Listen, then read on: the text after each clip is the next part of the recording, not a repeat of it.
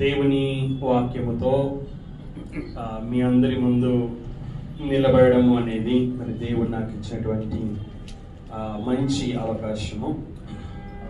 Many of you know who am I. That is the reason I don't think so I need to give any introduction about it. అనేకులకి చాలా మందికి నేనెవరో తెలుసు కాబట్టి నన్ను గురించి నేను పరిచయము చేసుకోవడం లేదు. Still I thank God for this opportunity. ఈ యొక్క అవకాశాన్ని బట్టి నేను దేవునికి స్తోత్రములు చెల్లించుచున్నాను. So I thank your pastor for inviting me. మరి నన్ను ఆహ్వానించినందుకు పాస్టర్ గారికి కూడా వందనాలు తెలియజేస్తున్నాను. I extend my thanks all of you for listening the word of God this morning. దేవుని వాక్యాన్ని వినబోచున్నటువంటి మీ అందరికీ కూడా వందనాలు తెలియజేస్తూ ఉంటున్నాను. Please turn your Bible with me to the Gospel of John chapter 9 verse 35 to 41. యోహాను సువార్త 9వ అధ్యాయము 35 నుంచి 41 వరకు ఈ ఉదయకాలపు వేళ మనం చూద్దాం. Please read something. పరిసయ్యులు వానిని వెలివేయుడని యేసు విని వానిని కనుగొని నీవు దేవుని కుమారునియందు విశ్వాసం ఉంచుచున్నావా అని అడిగాడు.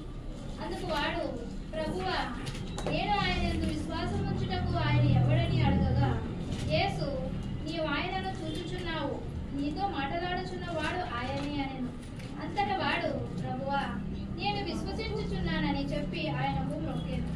అప్పుడు యేసు చూడని వారు చూడవలెను, చూచువారు గుడ్డివారు కావాలను ఆయన తీర్పు నిమిత్తము నేను ఈ లోకములకు వచ్చి తినని చెప్పాను. ఆయన యొద్దనున్న పరిసయ్యులలో కొందరు ఈ మాట విని మేమును గుడ్డివారమా అని అడిగారు. అందుకు యేసు మీరు గుడ్డివారైతే మీకు పాపము లేకపోవును, కానీ చూచుచున్నామని మీరు ఇప్పుడు చెప్పుకొనుచున్నారు గనుక మీ పాపము నిలిచి ఉన్నదని చెప్పారు.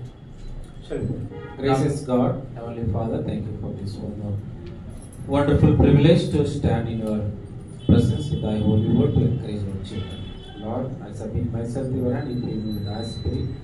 Help me to deliver thy word, which may be great encouragement for every listener to grow in their spiritual life and have a close, intimate relation with you. In Jesus' name I pray.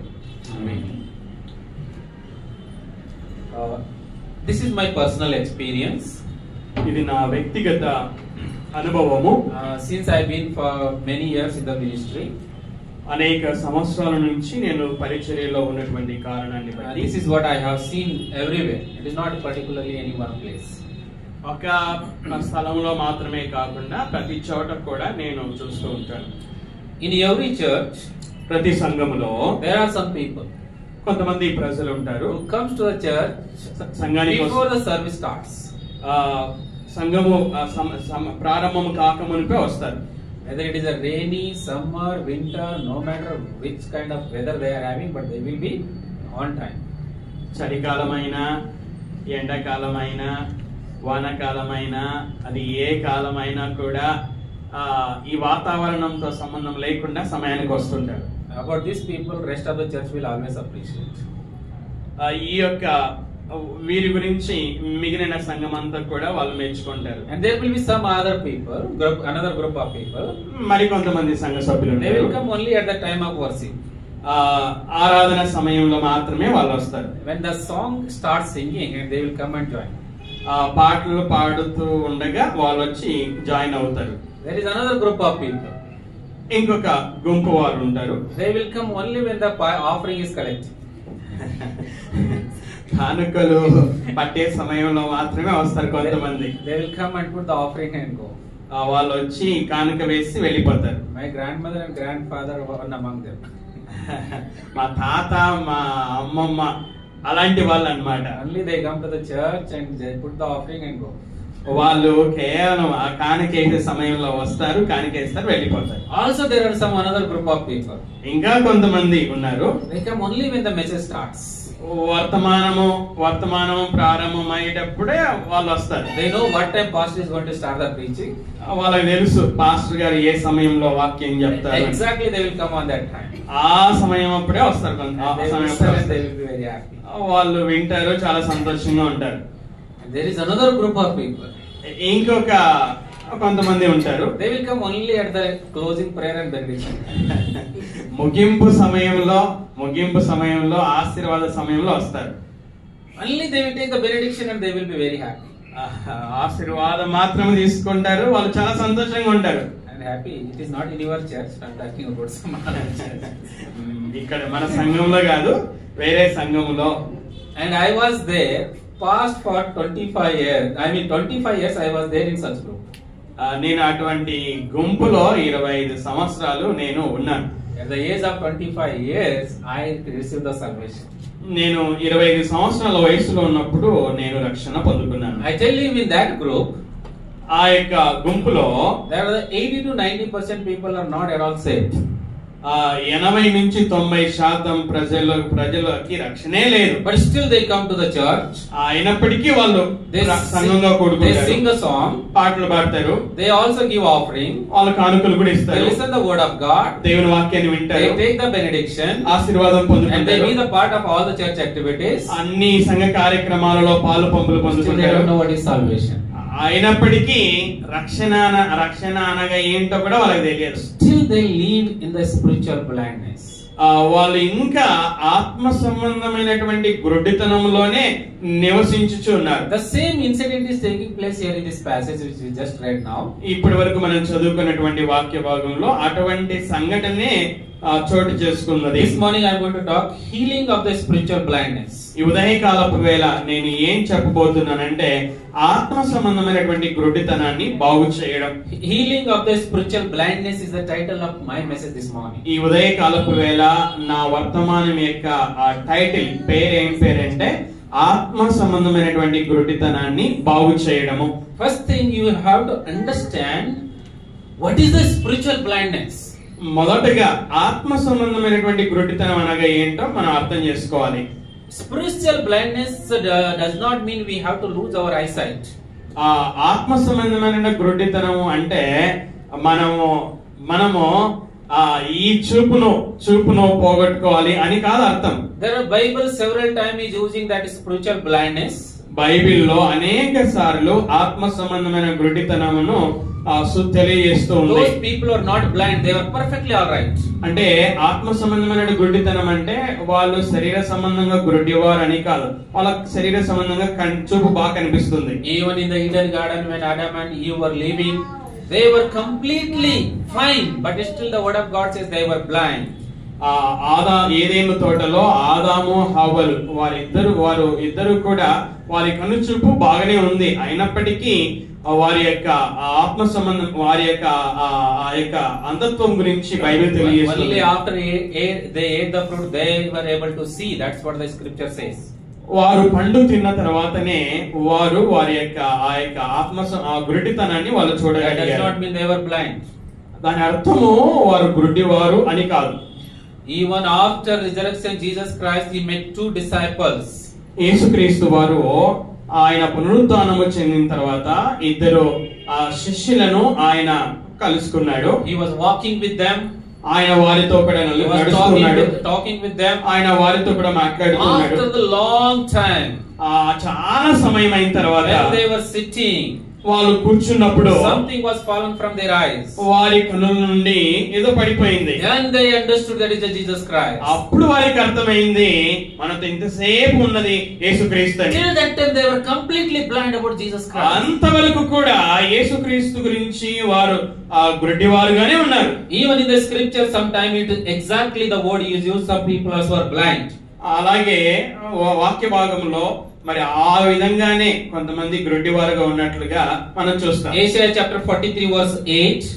యెషయా గ్రంథము 43వ అధ్యాయము people who are blind even though they have eyes. వారికి కన్నులున్నా కూడా వారు గుడ్డివారు అని అక్కడ మనం they had eyes but still they were living in the blindness. వారికి కన్నులు ఉన్నా కూడా వారు ఆత్మ సంబంధమైన గుడ్డితనంలో వాళ్ళు జీవిస్తున్నారు. Jeremiah chapter 5 verse 21. ఇర్మియా పుస్తకము 5వ అధ్యాయం 21వ he says, "O foolish people, అవివేకులారా, and without understanding which have eyes." కనులు ఉన్నప్పటికీ కూడా గ్రహించని వారలారా. They have eyes but they were not able to understand. వారి కనులు ఉన్నాయి కానీ వారు చూడలేకపోతున్నారు. Another verse, Isaiah chapter 56 verse 10. యెషయా పుస్తకము 56వ అధ్యాయం 10వ వచనం. He says that he is watchman. ఆయన కాపలాదారుడు. His watchmen are blind. కాపలాదారులు గుడ్డివారు. They all are ignorant. వారు ఏమీ కూడా తెలియనటువంటి వారు. See here he was talking sometime about the people who are blind. ఇక్కడ కొంతమంది ఇక్కడ ప్రజలు గుడ్డివారు అని. And Isaiah chapter 56:10 says watchman, it is talking about the leader also blind. అలాగే నాయకుడు కూడా గుడ్డివాడు అని.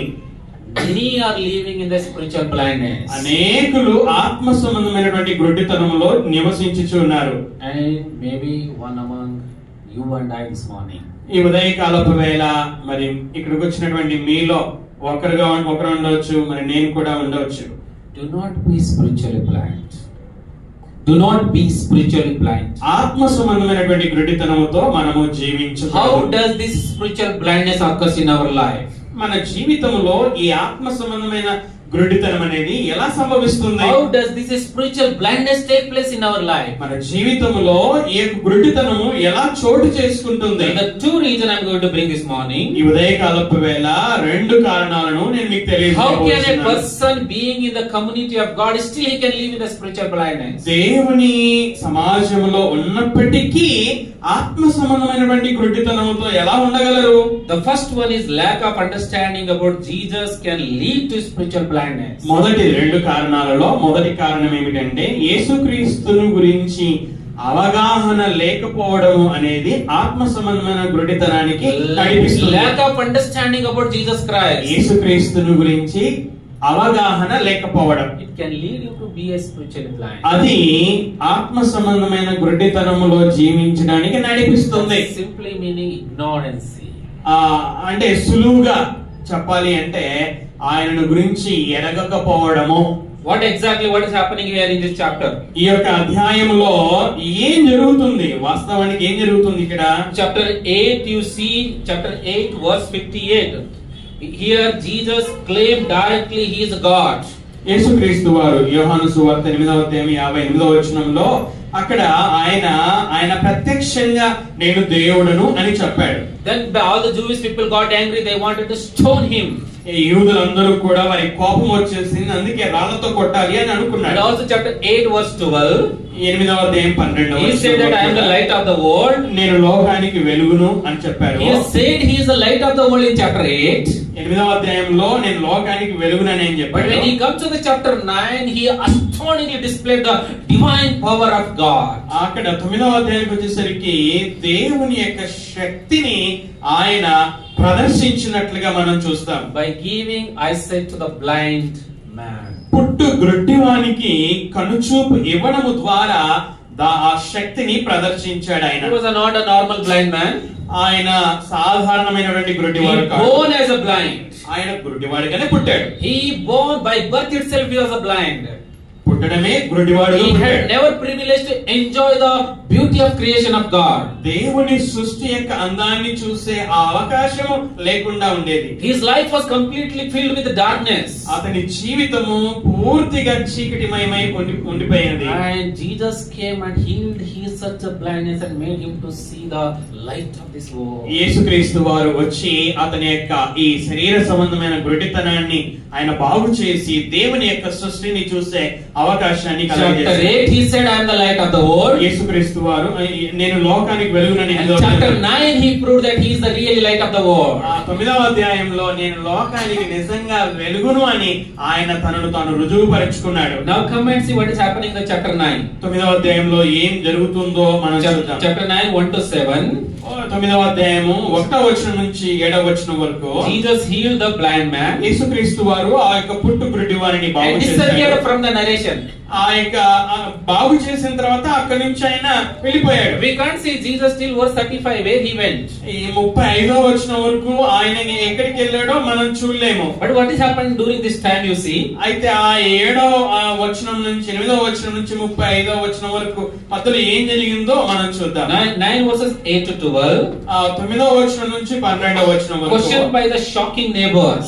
అక్కడ ఆ ఇరుగు పొరుగు ఆశ్చర్యానికి గురి అయినటువంటి ఇరుగు పొరుగు వారు ప్రశ్నించడాన్ని మనం చూస్తాం. This man was sitting every day near the temple.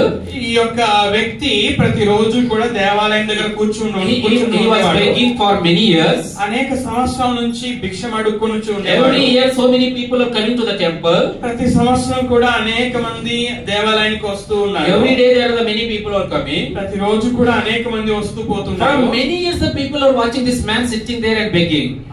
అందరూ వచ్చి చూస్తున్నారు ఆ యొక్క వ్యక్తి అక్కడ కూర్చొని భిక్షం అడుక్కుంటూ. He would have become a very familiar person to everybody. కాబట్టి ఆ యొక్క గుడ్డివాడి గురించి అందరికీ తెలుసు. Maybe somebody was telling, oh, this man is I am seeing from my childhood, he is a blind. ఎవరో ఒకరు ఈ వ్యక్తిని నేను చాలా సంవత్సరాల నుంచి చూస్తున్నాను, ఈ వ్యక్తి పుట్టడమే గుడ్డిగా పుట్టాడు అని చెప్పింటాడు. Today it is a totally different. అయితే ఈ రోజు పూర్తిగా మరి అది ప్రత్యేకమైనటువంటిది. That man now he is able to see. అయితే ఆ వ్యక్తి ఇప్పుడు చూడగలుగుతున్నాడు. He is able to go anywhere himself. తనకు తానుగా ఎక్కడికైనా వెళ్ళగలుగుతున్నాడు. He can identify the people. అతను ప్రజలను గుర్తిస్తున్నాడు. He can see everything and anything. ప్రతి దానిని కూడా ప్రతి ఒక్కరిని కూడా చూడగలుగుతున్నారు. People who were around him this many years, అతని చుట్టూ ఉన్నటువంటి వారు అనేక సంవత్సరాలు ఉన్నటువంటి వారు looking at him suddenly they got shocked. అతని వైపు చూసి ఆశ్చర్యానికి గురి అయ్యారు. And they are coming and asking how this happened. వాళ్ళు వచ్చి ఎలా జరిగింది ఇది అని అడిగారు. Are you the same person who was blind from many years? అనేక సంవత్సరాల నుంచి గుడ్డివాడిగా ఉన్నటువంటి వ్యక్తి నువ్వేనా? Are you the same person who was sitting here and begging the from past from many years? అనేక సంవత్సరాల నుంచి ఇక్కడ కూర్చొని భిక్షం అడుక్కొని neighbors started asking the questions. ఇరుగు పొరుగు వారు ప్రశ్నించడానికి ప్రారంభం చేశారు. Then 9 chapter 13 to 14. 13వ వచనం నుంచి 14వ వచనం. Question by hostile Pharisees. అక్కడ పరిసయ్యులు ప్రశ్నించడాన్ని మనం చూస్తాం. Now the news went to the Pharisees. వార్త ఈ యొక్క వ్యక్తి బాగు చేయబడ్డాడనేటువంటి వార్త పరిసయ్యుల దగ్గరికి వెళ్ళింది. They were the spiritual leaders. వారు ఆత్మ సంబంధమైన నాయకులు. And when they heard this happen in the city, they heard about this man what happened in the city. ఈ యొక్క పట్టణంలో ఏమైందో ఏం జరిగిందో వాళ్ళు పరిశీలన even they got shocked. వారు కూడా వాళ్ళు ఆ వ్యక్తిని పిలిచారు. started questioning him. అడగడం ప్రారంభం చేశారు. How this happened to you? ఎలా జరిగింది నీకు ఇది? Did you were really blind from your childhood? నువ్వు పుట్టుకతోనే గుడ్డివాడిగా పుట్టావా? If that is the true, then now you are able to see, is it true? మరి నువ్వు అట్లాగా పుట్టినట్లయితే మరి ఇప్పుడు నువ్వు చూస్తూ ఉన్నావు కదా, అది నిజమేనా? That how it is happened? అది ఎలా జరిగింది? So they are asking so many questions. వారు అనేకమైనటువంటి ప్రశ్నలను అడిగారు. Not only one time, two time, three time, they are calling again and again, trying to find some mistake.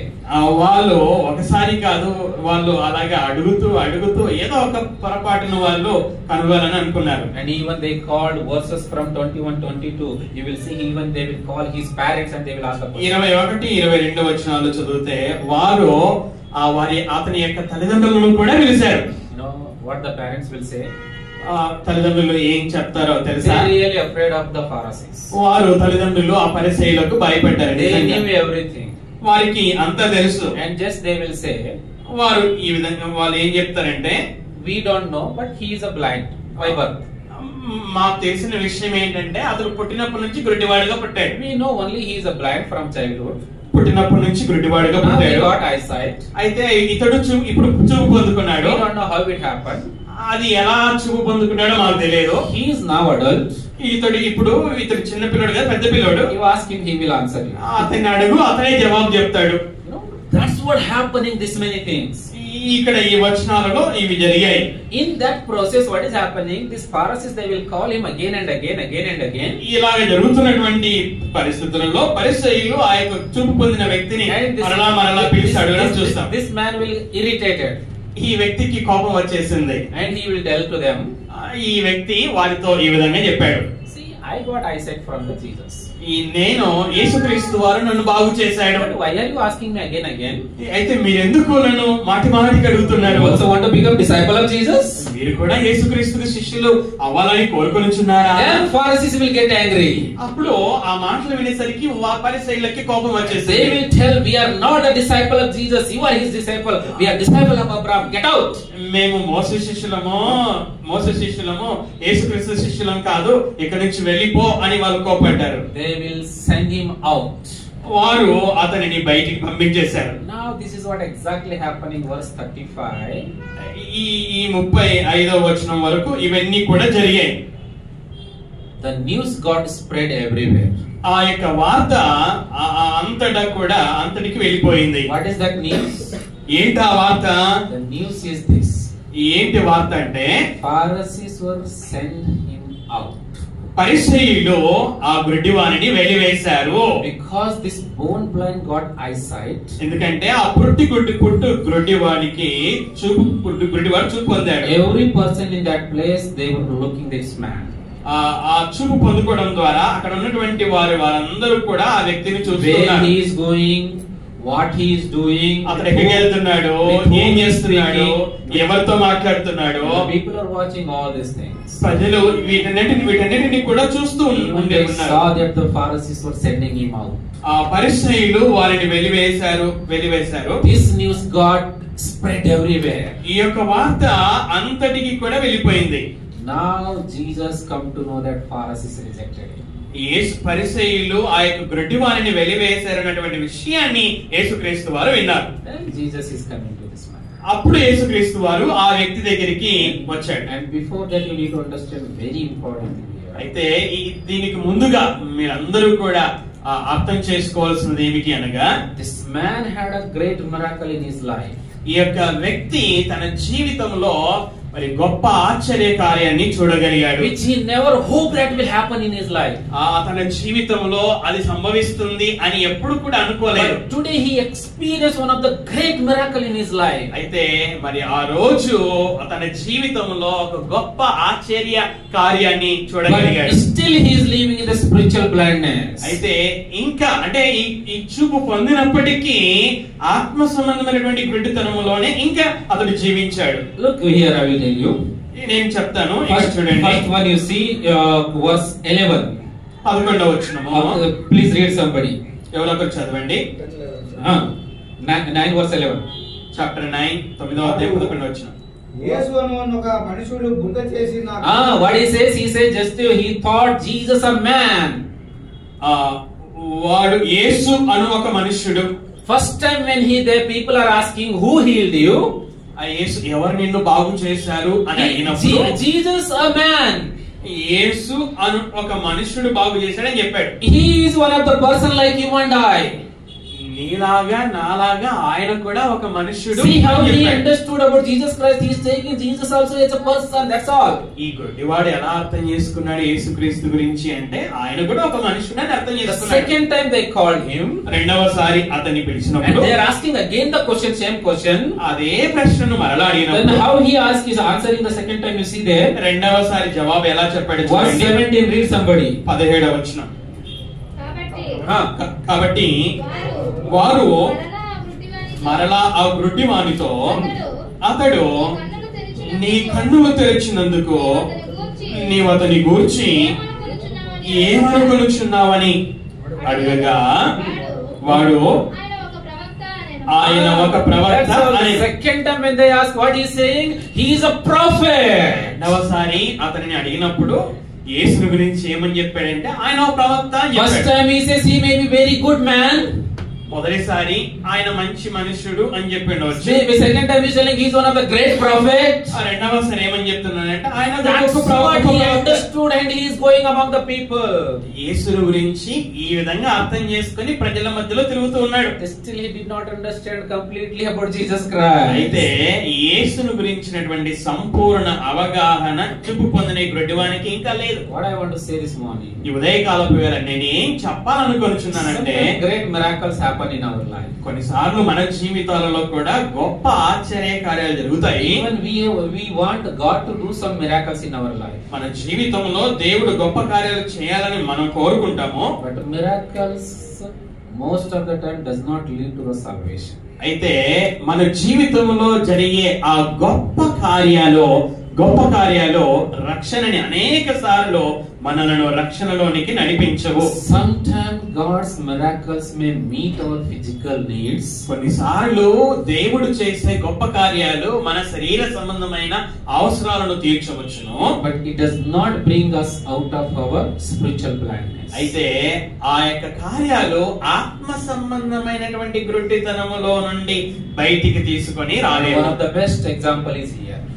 ఒక మంచి ఉదాహరణ ఎవరంటే ఈ యొక్క వ్యక్తి.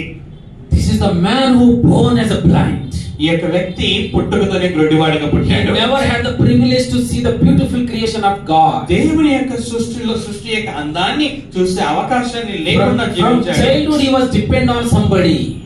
వాళ్ళు పుట్టినప్పటి నుంచే ఇతరుల మీద ఆధారపడి జీవించాడు. Such a man now he is able to see, but he understood Jesus is a prophet and a man. అయితే అటువంటి వ్యక్తి ఇప్పుడు చూడగలుగుతున్నాడు, కానీ యేసును ఏమని అర్థం చేసుకున్నాడంటే ఒక మనుషుడని, ఒక ప్రవక్త అని అర్థం చేసుకున్నాడు. That news when come to Jesus Christ, ఆ యొక్క వార్త ఎప్పుడైతే యేసుక్రీస్తు వారు విన్నారో, then Jesus come to this blind man. ఆయన ఆ యొక్క చూపు పొందిన వ్యక్తికి కనుగొన్నాడు. Look at verse 35. It says, 35వ వచనాన్ని చదవని వారు చదవండి. Jesus heard that they had cast him out. పరిసయ్యులు వారిని వెలివేసిరని యేసు విని వారిని కనుగొని.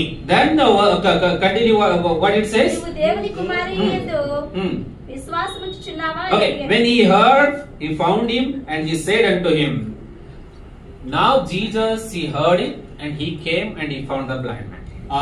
యేసుక్రీస్తు వారు విని వారిని కనుగొని ఇప్పుడు ఆ యొక్క చూపు పొందినటువంటి వ్యక్తిని అడుగుతా ఉన్నాడు. This sinful man did not go and find the Jesus Christ, but Jesus himself came to the sinner man and he is finding him. ఈ యొక్క ఆత్మ సంబంధమైన గుడ్డితనముతో ఉన్నటువంటి ఈ యొక్క వ్యక్తి ఈయనే యేసుక్రీస్తు దగ్గరికి వెళ్ళలేదు, కానీ యేసుక్రీస్తే ఇతని దగ్గరికి వచ్చాడు. The great leaders of the Jewish people, ఆ యొక్క యూదుల యొక్క గొప్ప నాయకులు Pharisees, వారు పరిసయ్యులు, they sent him out. వారు ఆ యొక్క గుడ్డి వారిని They did వెలివేశారు. not allow him to be in the synagogues. ఆ సమాజ మందిరంలో ఉండే అవకాశాన్ని But Jesus did not cast him out. Instead, he came to him. అయితే యేసుక్రీస్తు వారు పరిసయ్యులు వెలివేసినట్లు ఈయన వెలివేయలేదు, కానీ ఆయనే అతని దగ్గరికి వచ్చాడు. That is the one of the wonderful quality and beauty of our God. అది దేవుని యొక్క ఒక చక్కని లక్షణమై ఉంటున్నది. No sinner is going to God, but God himself is coming to the sinner. పాపి దేవుని దగ్గరికి రావడం లేదు, కానీ దేవుడే పాపి దగ్గరికి వస్తున్నాడు. And when he come to the blind man, what question he is asking here? యేసుక్రీస్తు వారు ఆ యొక్క వ్యక్తి దగ్గరికి వచ్చినప్పుడు ఏ ప్రశ్న అడుగుతున్నాడు? Do you believe on the Son of God? నీవు దేవుని కుమారుని యందు విశ్వాసం Do you ఉంచుతున్నావా? believe on the Son of God? నీవు దేవుని కుమారుని యందు విశ్వాసం It is ఉంచుతున్నావా? very important ఇది question. ప్రాముఖ్యమైనటువంటి ప్రశ్న. When this question he was asked, ఈ ప్రశ్న అడిగినప్పుడు and the what blind man is saying, ఈ చూపు పొందిన గుడ్డివాడు ఏమని చెప్పాడు? who he is, Lord? ప్రభువా, Tell me, I will believe. ప్రభువా, నేను ఆయన యందు విశ్వాసం ఉంచుటకు ఆయన ఎవడని అడగగా. Then verse 37, 37వ వచనము, and it says that Jesus said unto him, that is me. యేసు, నీవు ఆయనను చూచుచున్నాను, నీతో మాట్లాడుచున్నవాడు ఆయనే అనెను. That is me when Jesus said, నేనే అన్నాడు యేసుక్రీస్తు వారు. verse 38, 38వ వచనము, and he said, Lord, I believe, and he worshipped him. అప్పుడు ఆ వ్యక్తి ఏమని చెప్పాడు? ప్రభువా, నేను విశ్వసించుచున్నానని చెప్పి ఆయనకు మ్రొక్కెను. Now miracle is complete. ఇప్పుడు ఈ గొప్ప ఆశ్చర్య కార్యము అనేది పూర్తయింది. He only got his physical needs till this time.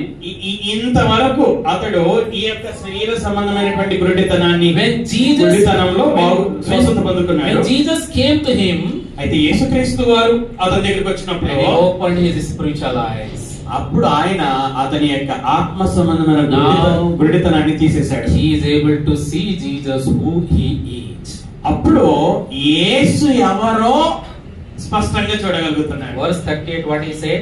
38వ వచనంలో ఏమని చెప్పాడు? He says that he said, Lord, I believe. ఆ 38వ వచనంలో ఏమని చెప్పాడు? ప్రభువా, నేను విశ్వసించుచున్నానని చెప్పాడు. Before what he said?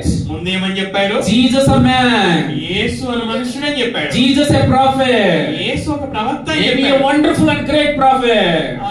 గొప్ప ప్రవక్త అని చెప్పాడు. Jesus is not only just a man. యేసుక్రీస్తు వారు మనుషుడు మాత్రమే కాదు. Jesus is not only a great prophet. గొప్ప ప్రవక్త మాత్రమే కాదు. He is the Lord and Messiah. ఆయన ప్రభువే ఉన్నాడు. As long as we don't accept him as a Messiah, we are always living in ignorance and in unbelief. అయితే మనము ఆయనను ప్రభువు లేక క్రీస్తు అని అంగీకరించేంత వరకు మనం ఆత్మ సంబంధమైన గుడ్డితనంలో ఉన్నట్లే. How many miracles happen in your life no matter unless if you are not accepting him as a savior and Messiah. యేసును రక్షకునిగా అంగీకరించకపోతే జీవితంలో ఎన్ని ఆశ్చర్య కార్యాలు జరిగినా కూడా ప్రయోజనం లేదు. Why he was living in spiritual blindness?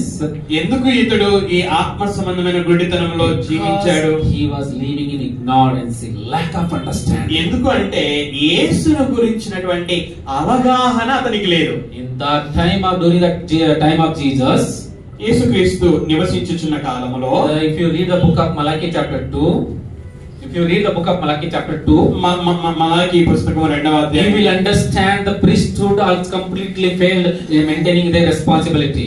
యాజకులు వారి బాధ్యతల విషయంలో విఫలమయ్యారు. They failed to teach the word of God to the people. వారు ప్రజలకు దేవుని వాక్యం చెప్పడంలో విఫలమయ్యారు. They were buying and selling the position of priesthood. ఆ యాజకత్వము అనే ఆ యొక్క హక్కును వాళ్ళు ఏం చేస్తున్నారంటే వాళ్ళు అమ్ముతున్నారు. It was totally corrupted. During that time Jesus came here. అలాగా పూర్తిగా పాడైపోయినటువంటి సమయంలో యేసుక్రీస్తు వారు Many వచ్చారు. people did not have the privilege of understanding the word of God clearly. అనేక మంది దేవుని మాటలను స్పష్టంగా అర్థం చేసుకునే అవకాశం లేకుండా పోయినది. That is the reason this man being in the Jerusalem, ఈ యొక్క వ్యక్తి యెరూషలేములో ఉండి being a Jew, యూదుడిగా ఉండి and sitting at the near the temple and synagogue, ఈ యొక్క దేవాలయం దగ్గర కూర్చొని ఉండి still he did not know about Messiah. ఇన్ని పరిస్థితులు ఉన్నప్పటికీ క్రీస్తుని గురించిన అవగాహన లేకుండా జీవించాడు. Maybe someone this morning, ఉదయకాలపు వేళ ఇక్కడ కూర్చున్నటువంటి మనలో someone may be living in that condition. మరి ఆ యొక్క వ్యక్తి లాగానే మనలో కూడా మరి ఎంతమంది ఉన్నారో Maybe Jesus is speaking to your heart this morning. ఈ ఉదయకాలపు వేళ దేవుడు మీతో మాట్లాడుచు ఉంటున్నాడు. Maybe he is trying to open your eyes. ఆయన మీ కన్నులను తెరవడానికి ప్రయత్నం చేస్తూ ఉన్నాడు. I want you to come to him and become his child. మీరు ఇంకా ఎవరైతే ఆయన దగ్గరికి రాలేదో మీరు ఆయన దగ్గరికి వచ్చి ఆయన దేవునికి పిల్లలు కావాలని ఆయన కోరుకొనుచున్నాడు. Like a blind man, ఆ యొక్క పుట్టు గుడ్డివాని you లాగానే say Lord, మీరు పుట్టు గుడ్డివాని వలె మీరు ప్రభువా అని చెబితే and I believe in him, ఆయన యందు విశ్వాసం ఉంచినట్లయితే and you will become a child of God. అప్పుడు మీరు దేవునికి కుమారుడు కుమార్తెలు అవుతారు. What is our original status? అయితే ఇప్పుడు మన యొక్క పరిస్థితి ఏంటి? We are not less than any this spiritual blind. We are not less than any this spiritual blind man. We are not less than this blind man. ఈ యొక్క గుడ్డివాని కంటే మనమేమి తక్కువ వాళ్ళం కాదు. Even we are living in the same condition. మనం కూడా అదే పరిస్థితిలో Look at the నివసిస్తున్నాం. Romans chapter 6 verse 10. What it says? ఆ రోమీయులకు రాసినటువంటి పత్రిక 6వ అధ్యాయం 10వ వచనంలో There is none righteous, no, not one. There is 6:10. There is none righteous, no, not one. అక్కడ నీతిమంతులు లేరు, ఒక్కరు కూడా లేరని చెప్తుంది. There is none that understandeth. గ్రహించువాడు ఎవడు కూడా లేడని There is చెప్తుంది. none that seeketh after God. దేవుని వెదకువాడు ఎవడునూ లేడు. Chapter 6 verse 12 it says, ఆ 12వ వచనం చెప్తుంది, they are all gone out of way. అందరూ త్రోవ తప్పి There is ఏకముగా none that పనికిమాలిన doeth వారిని. good. There is none that doeth good, no, not one. మేలు చేయవాడు లేడు, ఒక్కడైనను లేడు. Chapter 3 verse 23, 3వ అధ్యాయం 23. for all have come short of the glory of God. అందరూ పాపము చేసి. Chapter 6 verse 23, the wages of sin is death. 6వ అధ్యాయం 23వ వచనంలో పాపము వలన This is what our original status of every person. ఇది మన యొక్క ప్రతి ఒక్కరి యొక్క పరిస్థితి. All have come short of the glory of God. అందరూ పాపము చేసి దేవుడు అనుగ్రహించి మహిమను పొందలేని స్థితిలో Every person is living in the sin. ప్రతి ఒక్కరు కూడా పాపములో జీవిస్తున్నారు. Nobody is able to understand. ఎవరు కూడా గ్రహించువారు లేరు. Nobody is willing to seek God. దేవుని వెదకువారు లేరు. And God came seeking you and I. దేవుడే మనల్ని నన్ను వెదకడానికి వచ్చాడు. And asking that question, ఆ ప్రశ్న అడుగుతూ, do you believe Son of God? మీరు యేసుక్రీస్తు యందు విశ్వాసం ఉంచని వారు విశ్వాసం ఉంచుతారా? Do you believe Son of God? మీరు దేవుని కుమారుని యందు విశ్వాసం ఉంచుతారా? That is very important question. ఇది చాలా ప్రాముఖ్యమైనటువంటి And how ప్రశ్న. you are responding also is very important. అయితే మీరు ఎలా స్పందిస్తారు అనేది కూడా చాలా ప్రాముఖ్యమైనటువంటిది. Maybe you may know Jesus Christ very well. యేసుక్రీస్తు గురించి మీకు బాగా తెలిసి ఉండవచ్చు. But single goal of his salvation is worship the Lord who saved you. అయితే ఈ విశ్వాసులుగా మీ యొక్క గురి ఏమిటి అంటే ఆయనను ఆరాధించటము. If you do not have the mind of worshiping Jesus Christ, యేసుక్రీస్తు వారిని ఆరాధించే ఆ మనస్సు మీకు లేదంటే think about your salvation. మీ రక్షణను గురించి మీరు ఆలోచించాలి. What does it mean knowing Jesus Christ? యేసుక్రీస్తుని ఎరగడం అంటే అర్థం ఏంటి? Knowing Christ means యేసుక్రీస్తుని ఎరగడం అంటే accepting Jesus as Messiah, ఆయనను క్రీస్తుగా అంగీకరించడం, having relationship with him ఆయనతో సంబంధం కలిగి ఉండడము, continuously, నిరంతరము ఆయనతో సంబంధం కలిగి ఉండడం, and giving proper response. ఆయన అడిగినప్పుడు ఆయనకు మనం స్పందించడం. That is the meaning of knowing Jesus. అది ఆయనను ఎరగడము అంటే. You and I cannot say that maybe God has blessed me one job so I know Jesus who he is. ఆ దేవుడు నన్ను ఉద్యోగంతో ఆశీర్వదించాడు, మరి కాబట్టి నాకు దేవుడి గురించి నాకు తెలుసు. Maybe God gave me a good husband, a good wife, that is the reason I know Jesus. ఆ దేవుడు నాకు ఒక మంచి భర్తని ఇచ్చాడు, మంచి భార్యని ఇచ్చాడు, కాబట్టి దేవుడు ఎవరో నాకు తెలుసు. Maybe God blessed me a children, that is the reason I know who is Jesus. దేవుడు నాకు పిల్లల్ని ఇచ్చాడు, అందుకే ఆయన ఎవరో నాకు తెలుసు. I have some disease in my body, God healed me, that is the reason I know Jesus. నేను రోగంతో ఉంటేని ఆయన నన్ను బాగు చేశాడు, అందుని బట్టి నాకు ఆయన ఎవరో తెలుసు. That does not mean that you know perfectly Jesus Christ. ఇలా చెప్తే మీరు దేవునిని ఎరిగిన వారు అది కాదు. What is the meaning of knowing Jesus? యేసుని ఎరగడం అంటే knowing Jesus means accepting Jesus as Messiah. ఆయనను ఎరగడము అంటే ఆయన క్రీస్తు అని అంగీకరించడం, having relationship with him continuously, ఎల్లప్పుడూ ఆయనతో సంబంధం కలిగి జీవించడం, and giving proper response. ఆయన మాట్లాడిన ప్రతిసారి కూడా ఆయనకు మనం స్పందించడము చక్కగా. When I do the personal evangelism, నేను వ్యక్తిగతంగా సువార్త చెబుతాను, I meet especially the Christian people, నేను క్రైస్తవ ప్రజలను కలుస్తూ ఉన్నప్పుడు mostly I ask this question several times to the several people. అనేక మందిని అనేక సార్లు ఈ ప్రశ్న నేను అడిగాను. When I start sharing the gospel, నేను సువార్త ప్రకటించడం some of them will ప్రారంభించినప్పుడు say we are already Christian. వాళ్ళు చెప్తారు నేను క్రైస్తవుని. Then my question is next. తర్వాత వాళ్ళు అలా చెప్పినప్పుడు తర్వాత నా ప్రశ్న ఏంటంటే, When did you become Christian? ఎప్పుడు నువ్వు క్రైస్తవుడు అయ్యావు? From when you are a Christian? ఎప్పటి నుంచి నువ్వు క్రైస్తవుడు? And believe me, నన్ను నమ్మండి, most of the people gives me this answer. అనేక మంది నాకు ఇలాగ చెప్పారు. I born in a Christian family. నేను క్రైస్తవ కుటుంబంలోనే పుట్టాను. My father is a pastor. మా నాన్నగారు పాస్టర్ గారు. My grandfather is a missionary. మా తాతగారు machinery. And we donated this land for the church. ఈ యొక్క సంఘం కూడుకోవడానికి స్థలాన్ని మేమే ఇచ్చాం. When did you become Christian? ఎప్పుడు నువ్వు క్రైస్తవుడు అయ్యావు? I go every Sunday to the church. నేను ప్రతి ఆదివారం ప్రార్థనకి వెళ్తాను. Still I ask, when did you become a Christian? ఎప్పుడు నువ్వు క్రైస్తవుడు I అయ్యావు? read the Bible every day.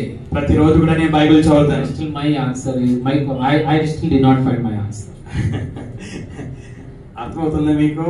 ఇంకా ఆ ప్రశ్నకు నాకు జవాబు ఇంకా వాళ్ళ నుంచి రాలేదు. నాకు The answer is, జవాబు ఏంటంటే, I was a sinner. నేను పాపిని. The day comes Jesus spoke to my heart. ఈ యేసుక్రీస్తు వారు నా హృదయంతో మాట్లాడినప్పుడు And I was broken. నా హృదయం విరిగిపోయినది. And I kneel down and cried. నేను మోకరించి అప్పుడు మొరపెట్టాను. Confessed all my sins. నా పాపాలన్నీ కూడా ఒప్పుకున్నాను. And accepted him as a personal savior. అప్పుడు నేను యేసును నా వ్యక్తిగత నా రక్షకునిగా అంగీకరించాను. And I even cried and said, Lord, thank you for dying on the cross. అప్పుడు నేను, దేవా మీ కుమారుడైన యేసుక్రీస్తు ఆ శిలువ మీద మరణించినందుకు మీకు వందనములు అని చెప్పాను. For my sin. నా పాపము కొరకు I became a child of God. అప్పుడు నేను దేవుని కుమారుడయ్యాను. అప్పుడు నేను క్రైస్తవుడనయ్యాను. And believe me, I was a very good person. నేను మంచి వ్యక్తిని. From my childhood. నా చిన్నప్పటి నుంచి మంచి వ్యక్తిని. In those days I used to sleep in the church.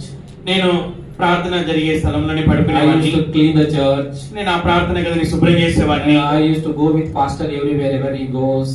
Pastor గారు ఎక్కడికి అయితే వెళ్తాడో అక్కడికి నేను కూడా ప్రతిసారి వెళ్ళేవాడిని. I always thinking I am the best person. నేను అనుకునేవాడిని నాకంటే మంచివాడికి ఎవరు God లేరు. spoke me at the age of 24.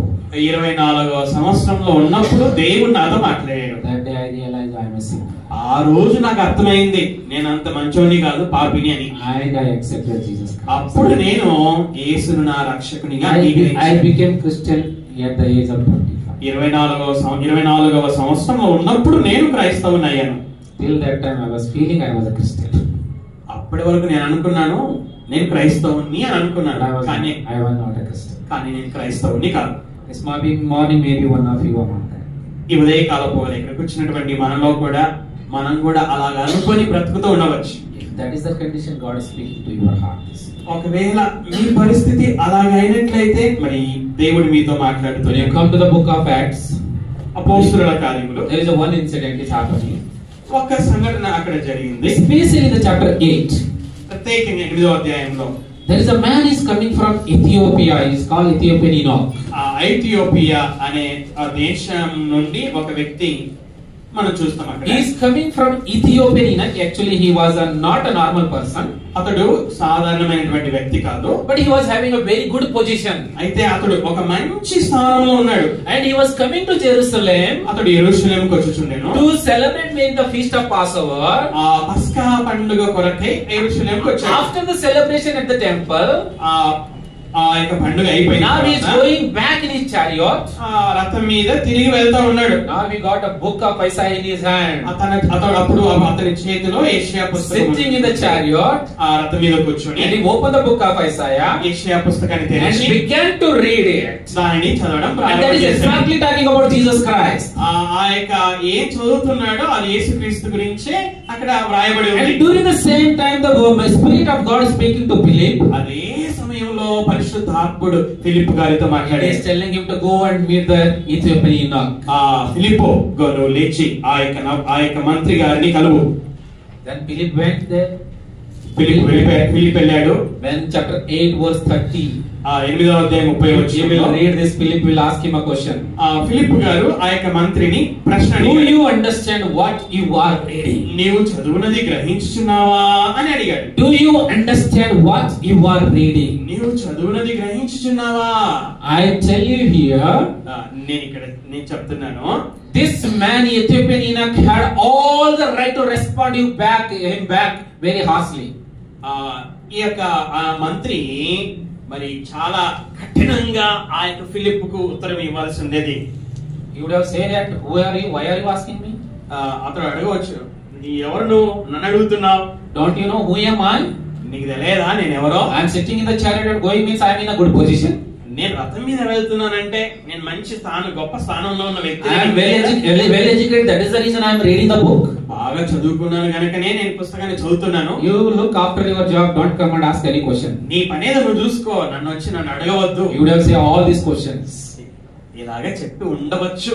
But what that man said, అయితే ఆ మంత్రి ఏం చెప్పాడంటే in verse 31 he says, 31వ వచనంలో, how can I unless someone explain? నాకు ఎవడైనాను నాకు త్రోవ చెప్పకుంటే ఏలాగు గ్రహింపగలనని. What a beautiful response from this man. ఈ మంత్రి ఎంత చక్కగా మాట్లాడాడు కదా. He didn't know who was Philip. Philip ఎవరో అతనికి తెలియదు. He came and asked the question, do you understand what you read? తెలియకపోయినప్పుడు ఆ ఫిలిప్ వచ్చి అడిగాడు, Instead of taking pride in his heart and show about his ability and his position, just he humbled and said that, how can I understand unless someone explains? నేను మంత్రిని అని మరి తన స్థాయిని ఆ యొక్క ధనాన్ని బట్టి గర్వపడి అలాగే స్పందించాల్సింది, కానీ తనను తగ్గించుకొని ఎవడైనా నాకు త్రోవ చెప్పుకుంటే ఎలాగో గ్రహింపగలనని చెప్పాడు. Very important questions keep in your mind. ప్రాముఖ్యమైన ప్రశ్న మీ మనసులో ఉంచుకోండి. Do you understand? How can I understand? Right? Do you understand? And that man replies, how can I understand? అతడు అడిగాడు, వినండి, ఫిలిప్ అడిగాడు, నువ్వు చదువుతున్నది అర్థమైందా అని. అప్పుడు ఈ మంత్రి చెప్పాడు, నేను ఎలాగ అర్థం చేసుకోగలను ఎవరైనా చెప్పకపోతే అని. That one reply changed Holy's life. వినండి, ఆ ఒకే ఒక జవాబు అతని జీవితాన్ని మార్చేసింది. This morning, don't think about your position where you are. కాబట్టి ఈ ఉదయకాలపు వేళ మీరు ఎంతటి స్థాయిలోనైనా ఉండవచ్చు. What you are ఆ స్థాయిని మీరు చూడొద్దు. don't you are having in your life, don't ever count about it. మీ జీవితంలో మీరు ఏమేమి కలిగి ఉన్నారో దానిని మీరు లెక్క How చేయొద్దు. much knowledge you have, don't take any pride in it. మీరు ఎంత జ్ఞానం మీకున్నా దాన్ని బట్టి గర్వించవద్దండి. When it comes to God, when you humble, and you will experience the wonderful relation of God. దేవుని దగ్గరికి వచ్చినప్పుడు ఎప్పుడైతే మనల్ని మనం తగ్గించుకుంటామో అప్పుడే ఆయన మన జీవితంలో గొప్ప కార్యాలను The చేస్తారు. first one, spiritual blindness can occur in our life by not understanding about Jesus Christ. యేసు ఎవరో అర్థం కాకపోతే ఆ అర్థం కాని స్థితి ఆత్మ సంబంధమైన గురుడితనానికి మనల్ని నడిపిస్తుంది. మొదటి కారణం. Maybe some of you thinking that we are saved already. ఇక్కడ కూర్చున్న మనలో నేను ఇప్పటికే రక్షణ పొందాను అని అనుకుంటూ ఉండవచ్చు. I know everything. నాకంతా తెలుసు. This is not at all applied to me. Past మీరేం చెప్తున్నారో అది నాకు వర్తించదు. Maybe someone of you pointing that oh maybe this is for him or for her. ఇప్పుడు పాస్టర్ గారు చెప్పేది ఇంకో ఆయనకు ఉండొచ్చు, ఆమెకు ఉండొచ్చు, నాకు కాదు అనుకుంటా ఉండవచ్చు. But still that continuously for further passage it is talking about even very wonderful people of God. Okay, తర్వాత మనం చదువుకోబోయే ఆ వచనాలు మరి నాయకుల గురించి ఆ వచనాలు తెలియజేస్తున్నాయి. Second reason how we become spiritually blind. రెండవ కారణం, ఆత్మ సంబంధమైన గుడ్డితనానికి రెండవ కారణం ఏంటి? Through denial of God's revelation. దేవుని ప్రత్యక్షతను దేవుడు బయలుపరిచినప్పుడు దానిని తృణీకరించడం ద్వారా. When we deny the God's revelation, దేవుడు బయలుపరిచిన దాన్ని మనము తృణీకరించాము. the word of God is his revelation. దేవుని యొక్క మాటలే మరి ఆయన యొక్క ప్రత్యక్షత. God revealed everything through his word. దేవుడు తన మాటల ద్వారా అంతటినీ కూడా మనకు తెలియజేశాడు. Even Jesus Christ himself is a revelation of God for man. వినండి, మనకి దేవుని గురించి యేసుక్రీస్తు వారు తెలియజేశారు. Jesus himself also a revelation of God to the people. Okay, యేసుక్రీస్తు వారు మరి ఆయన తెలియజేయడమే కాదు, ఆయనకు ఆయనే మరి దేవుణ్ణి బయలుపరిచేవాడుగా జీవించాడు ఆయన. So he came down in this on this earth. ఆయన ఈ లోకానికి వచ్చాడు. And he revealed God through him. ఆయన తన ద్వారా దేవుణ్ణి బయలుపరిచాడు. But you see here verse 39 what is happening. ఇక్కడ 39వ వచనం, యోహాను సువార్త 9వ అధ్యాయం 39వ వచనం. 39 it says, 39వ వచనం. and Jesus said for judgment I am come into this world. అప్పుడు యేసు చూడని వారు చూడవలెను, చూచువారు గురుడివారు కావలెను అను తీర్పు నిమిత్తము నేను ఈ లోకమునకు వచ్చినని చెప్పాను. What Jesus is saying here, he came here for the judgment. యేసుక్రీస్తు వారు ఏమని చెప్తున్నారు? తీర్పు నిమిత్తం వచ్చాను అని చెప్తున్నాడు. Verse 39 he says he came for the judgment. 39వ వచనంలో తీర్పు నిమిత్తం వచ్చానని చెప్తున్నాడు. If you read chapter 3 verse 17, please read somebody chapter 3:17. 3వ అధ్యాయం అదే సువార్త John chapter 3:17. 3వ అధ్యాయం 17వ వచనం. Look at what he is saying there. లోకము తన కుమారుని ద్వారా రక్షణ పొందుటకే గాని లోకమునకు తీర్పు తీర్చుటకు దేవుడు ఆయనను లోకములోకి పంపాడు. He did not come for the judgment. ఇక్కడ ఈ వచనములో తీర్పు తీర్చడానికి దేవుడు యేసును పంపలేదు. There he says that he came for the judgment. అక్కడ 9వ అధ్యాయం 38లో నేను తీర్పు తీర్చడానికి వచ్చానని అక్కడ రాయబడింది. Two verses are contradicting each other. అక్కడేమో తీర్పు తీర్చడానికి రాలేదు అని, ఇక్కడేమో తీర్పు తీర్చడానికి వచ్చానని. మరి రెండు వచనాలు ఒకదానికి ఒకటి వ్యతిరేకంగా ఉన్నాయా? Answer is no. జవాబు అలాగా వ్యతిరేకంగా లేవు. When you read chapter 3 verse 17, that is talking about Jesus Christ came to save the sinners, not for the judgment. అక్కడ 3వ అధ్యాయం 17వ వచనంలో యేసుక్రీస్తు వారు ప్రజలను రక్షించడానికి వచ్చాడు. And here when he talks about the judgment, of course he is a judge, righteous judge. ఇక్కడ 9వ అధ్యాయంలో ఇక్కడ తీర్పు అంటే ఆయన తీర్పు తీర్చువాడే. First time he came, he did not come to do any judgment for against anybody. మొదటిసారి ఆయన వచ్చినప్పుడు ఎవరికి వ్యతిరేకంగా ఆయన తీర్పు తీర్చడానికి రాలేదు. But one day he is going to judge the every unsaved person. అయితే ఒక రోజు ఆయన రక్షణ పొందినటువంటి ప్రతి ఒక్కరికి కూడా తీర్పు తీర్చబోతున్నాడు. At same time, అదే సమయంలో the current scenario, you need to understand the judgment means it is a division among the people. ఇక్కడ 39వ వచనంలో తీర్పు అంటే ఇక్కడ ఈ పరిస్థితిని బట్టి మనం అర్థం చేసుకోవాల్సింది ఏమిటంటే ప్రజల మధ్యలో ఆ విభజన అనేది మనం అర్థం చేసుకోవాలి. Verse 16 it is very clearly mentioned. 16వ వచనంలో You can read in Telugu chapter verse 16. 16వ వచనం చదవండి. చదవని వారు చదవండి. దేవుడు లోకమును ఎంతో ప్రేమించాడు. 9వ అధ్యాయం 16వ వచనం. కాగా పరిసయ్యులలో కొందరు ఈ మనుషుడు విశ్రాంతి దినం ఆచరించటలేదు గనుక దేవుని యొద్ద నుండి వచ్చిన వాడు కాడనిది. మరికొందరు పాపి అయిన మనుషుడు ఇలాంటి సూచక్రియలు ఎలాగో చేయగలడనిది. ఇట్లు వారిలో భేదం పుట్టెను. Among the people there is a division now already. భేదము పుట్టెను. Some are saying that he is a sinner, he cannot do such things on the Sabbath day.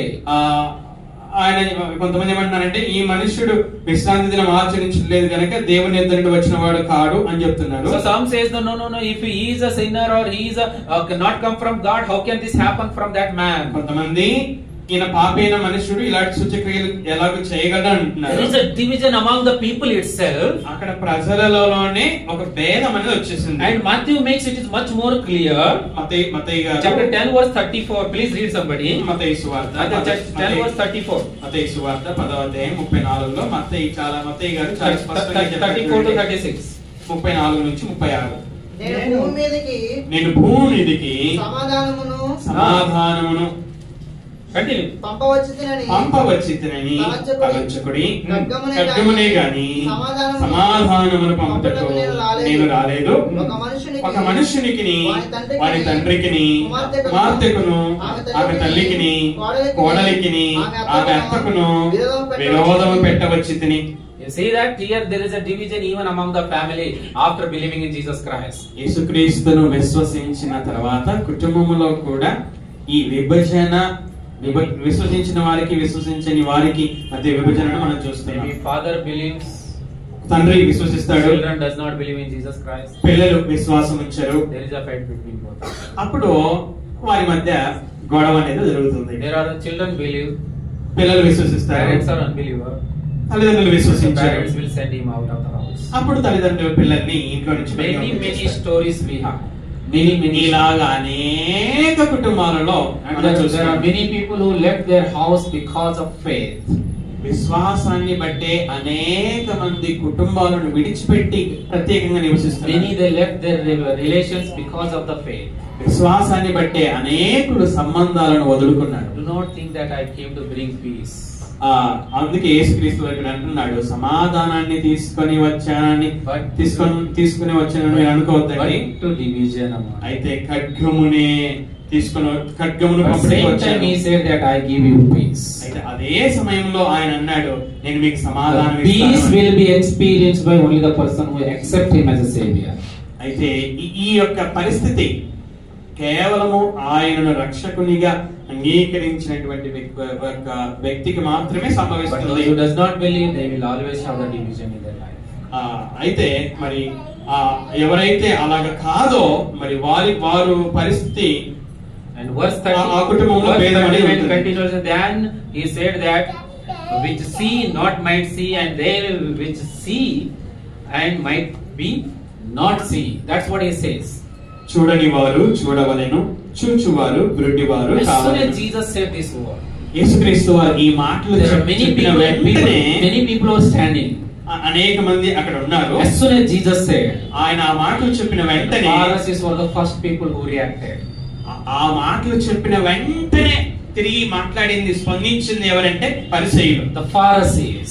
పరిసయ్యులు. Why? Because you see here immediately they ask, they understood that he is talking about them. 40వ వచనంలో ఆయన యొద్దనున్న పరిసయ్యులలో కొందరు ఈ మాట విని మేమును గ్రుడ్డివారమా అని అడిగారు. Are we also blind? మేమును గ్రుడ్డివారమా You see the question they are asking. వాళ్ళు చూడండి పరిసయ్యులు ప్రశ్నిస్తా ఉన్నారు. Because Jesus is telling those who see they cannot see, means these people were able to understand everything, but still they are not understanding. ఇక్కడ చూచువారు గుడ్డివారు కావలెను అని యేసుక్రీస్తు అన్నారు కదా. అంటే ఇప్పుడు ఈ యొక్క పరిసయ్యులు వాళ్ళకంతా దేవుని జ్ఞానం తెలుసు, అయినప్పటికీ యేసును వాళ్ళు అంగీకరించలేదు. Then they immediately asked, are we blind? వాళ్ళు అప్పుడు వెంటనే అడిగారు, మేమును గుడ్డివారమా? Look how Jesus answered the question. అప్పుడు యేసుక్రీస్తు వారు ఎలాగా వారితో మాట్లాడారు. If you were blind, you should have no sin. మీరు గుడ్డివారైతే మీకు పాపం లేకపోవును. What Jesus is saying, if a man is blind, he will not have sin. మీరు గుడ్డివారైతే మీకు పాపం లేకపోవును అని చెప్తున్నాడు ఆయన. No, every man born is a sinner. ప్రతి ఒక్కరూ కూడా పాపిగానే జన్మించారు. But at least he can claim that his ignorancy. If he is a blind, he can claim his ignorancy that I don't know something. Say he can claim something. ఒకవేళ గుడ్డివాడిగా పుట్టి ఉంటే నేను గుడ్డివాడిని కదా అందుకే నాకు తెలియదు అని చెప్పవచ్చు. But you don't have even that option. అయితే మీరు అలా చెప్పే అవకాశం కూడా మీకు లేదు. Why? ఎందుకో Next verse it says. తర్వాత వచనం ఏమని చెప్తుందంటే it says that the people themselves say that we see. వాళ్ళు ఏమని చెప్తున్నారంటే చూచుచున్నామని మీరు ఎప్పుడు చెప్పుకొనుచున్నారు. They themselves say that they can see it. వాళ్ళు ఏమని చెప్పుకున్నారంటే మేము చూచుచున్నాము. Pharisees were the most educated people. పరిసయ్యులు బాగా చదువుకున్నటువంటి వారు. They were the people who study the word of God. వారే దేవుని వాక్యాన్ని చదువుకునేవారు. Day and night. రాత్రి పగలు దేవుని వాక్యాన్ని చదివేవారు. Group of the Pharisees, ఆ యొక్క పరిసయ్యుల గుంపు, they meditate the word of God day and night. రాత్రి పగలు వాళ్ళు దేవుని మాటలను And they even memorize the whole scripture. దేవుని మాటలను వాళ్ళు కంఠస్థం కూడా చేస్తారు. They even memorize the whole Old Testament. పాత నిబంధన అంతా కూడా కంఠస్థం And చేస్తారు. every Pharisees, at least Moses 5 book they will memorize. ప్రతి పరిసయ్యుడు కూడా మోసే రాసినటువంటి 5 పుస్తకాలను కంఠస్థం And చేస్తారు. Moses 365 commandment they will recite in one stretch. మోసే రాసినటువంటి ఆ యొక్క 365 ఆజ్ఞలను వాళ్ళు ఒకేసారి చెప్పేస్తారు. వాళ్ళు Recite in one stretch. ఒకేసారి వాళ్ళు ఆ ఆజ్ఞలన్నీ కూడా చెప్పేస్తారు. They fast twice in a week. వారానికి 2 సార్లు ఉపవాసం ఉంటారు వాళ్ళు. They give the 10% of their income without fail. వారి సంపాదనలో 10వ భాగాన్ని ఖచ్చితంగా వాళ్ళు ఇస్తారు. They are very very good in maintaining their tradition. అలాగా వారి సంప్రదాయాన్ని వాళ్ళు ఖచ్చితంగా కొనసాగిస్తారు. But they were living in the self-righteousness. అయితే వినండి, ఇంతగా జీవిస్తున్నా వాళ్ళు స్వనీతిమంతులుగానే జీవించారు. There are some group of Pharisees. పరిసయ్యుల గుంపు వారు They never look at women. పరిసయ్యులలో కొంతమంది స్త్రీల వైపు అసలు చూడరు. వాళ్ళు They always bend like this and they walk. వాళ్ళు వంచుకునే నడుస్తూ ఉంటారు. And there are some group of Pharisees. కొంతమంది పరిసయ్యులు They write all their good deeds in their diaries. వాళ్ళ డైరీలో వాళ్ళు చేసే మంచి పనులన్నీ కూడా రాస్తారు. When they come to pray in the temple, వాళ్ళు ప్రార్థన చేయడానికి దేవాలయానికి వచ్చినప్పుడు they will tell all their good deeds before God.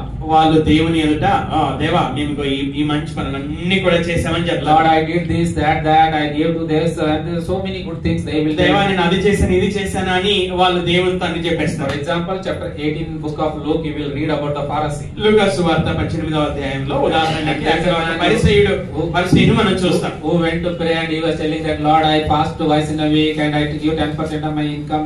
You see, so many good things he will tell about himself. పరిసయ్యుడు అక్కడ నేను వారానికి 2 సార్లు ఉపవాసం ఉంటాను, నా సంపాదనలో దేవుని భాగాన్ని ఆయనకి ఇస్తాను అని ప్రార్థన చేయడాన్ని మనం చూస్తాం. There are some group of people, they show they are very righteous through their dress itself.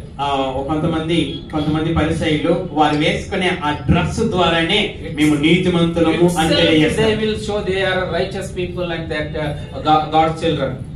మేము నీతిమంతులము దేవుని పిల్లలమని వారి వస్త్రాల ద్వారానే వాళ్ళు చూపిస్తారు. They have so many outward identification to show that they are the children of God. దేవుని పిల్లలని చూపించడానికి బాహ్యపరంగా ఎన్నో వాళ్ళు చేసి చూపిస్తారు. But even they knew the word of God, what is telling about Messiah. దేవుని వాక్యము మెస్సియా అంటే క్రీస్తు గురించి ఏం చెప్తుందో వాళ్ళకి బాగా తెలుసు. Book of Isaiah makes very clear this point. యెషయా పుస్తకము దీని గురించి యేసుక్రీస్తు గురించి చాలా స్పష్టంగా చెప్తుంది. When Messiah comes, యేసుక్రీస్తు వారు వచ్చినప్పుడు and he will heal the blind ఆయన గుడ్డి వారిని బాగు and చేస్తాడు, heal the lame and sick. ఆయన గుడ్డి వారిని రోగులను బాగు He చేస్తాడు, will do so many miracles. ఆయన ఎన్నో ఆశ్చర్య కార్యాలు He చేస్తాడు, will even raise the dead one. ఆయన చనిపోయిన వారిని కూడా All లేపుతాడు. these things written in the book of Isaiah. ఇవన్నీ ఆయన చేస్తాడని యెషయా And the Pharisees knew very well.